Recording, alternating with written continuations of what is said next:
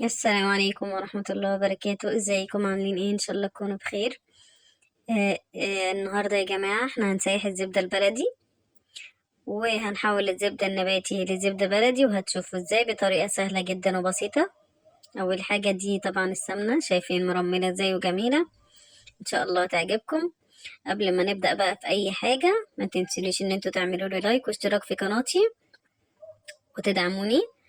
اول حاجة هنسمي بسم الله الرحمن الرحيم. بنجيب حلة كده كبيرة، بنحط فيها كيلو من الزبدة، وبنولع عليهم النار على درجة عالية. بعدها أنا جبت الحلة التانية، هي ابتدت ديت تفور. جبت الحلة التانية حطيت فيها نص كيلو من السمنة النباتي. أنا حطيت استخدمت روابي، أهم حاجة نكون مستخدمين سمنة مش مهدرجة. بس كده. طبعا أنا الاتنين بحطهم على درجة عالية. ديت خلاص ساحت. أنا بسيحها وبس، مش بسخنها ولا بقدحها. بروح حاطة فيها كورة كده من السمنة، برضو حوالي نص كيلو اهو. هنا ديت ابتدت تفور خلاص. انا مش هوطي النار دلوقتي، هقول لكم امتى هوطي النار. اهم حاجه يكون برضو جايبه حله كبيره كده. انا مش هخسر حاجه لما احط حله كبيره، بس هخسر لو دلقت الزبده، يعني حرام. وديت اهي ابتدت تسيح. انا بس المشكله عندي ان كانت السمنه، الزبده البلدي كانت في الفريزر، فايه مش بتسيح بسرعه معاها. هنا الزبده البلدي خلاص بتفور اهي، شايفين؟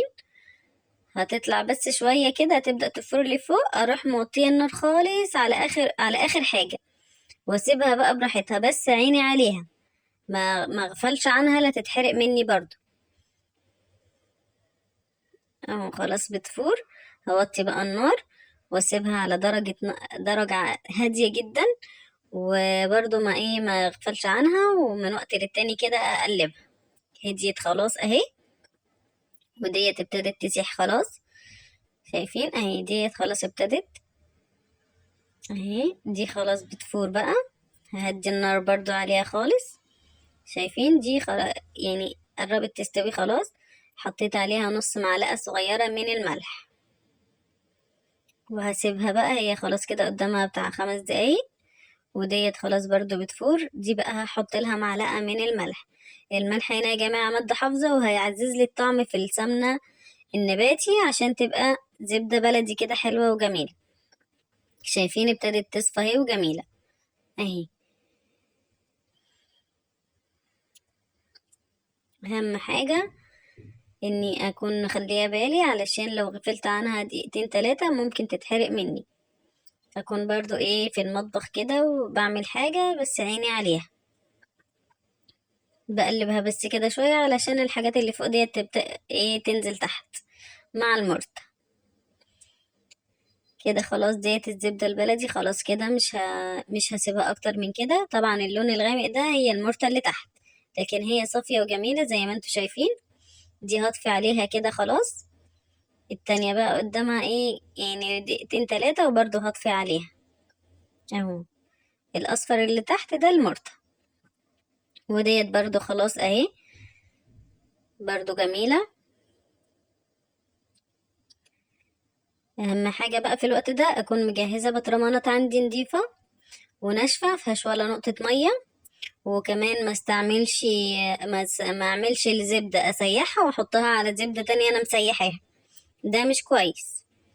اهم حاجة اكون منضفة البطرمانات ومنشفاها، واحط فيها بقى اهو. سبتها لما بردت، وجبتها بقى ايه اصفيها كده في البطرمان.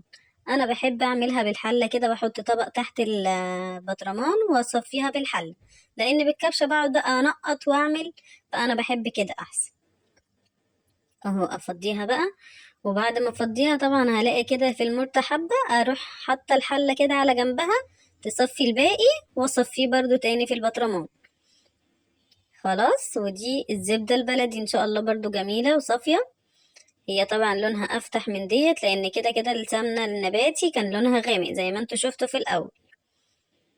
بس كده. والمرتة بقى طبعا اللي بتنزل عندي ديت، بحطها على بيض، بحطها على مش، بحطها على اي حاجة. طبعا ديت مش بتترمي. انا بجيب كده المرتة اسيحها في طبق كده على النار، واحطها مع المش، طبعا بتبقى تحفة. احط حتة مع البيض بتبقى جميلة. شايفين بقى كده بردت بقى، شايفين مرملة ازاي؟ دي الزبدة البلدي. الاتنين التانيين دولت هي الزبدة النباتي اللي انا حولتها ايه لزبدة بلدي. شايفين هي مرملة اكتر كمان من الزبدة البلدي. ان شاء الله تعجبكم جدا، جربوها، حلوة خالص. انا ما نزلتش الفيديو يا جماعة والله الا لما جربتها كمان في الفطير، وهينزل ان شاء الله معاكم. والسلام عليكم ورحمة الله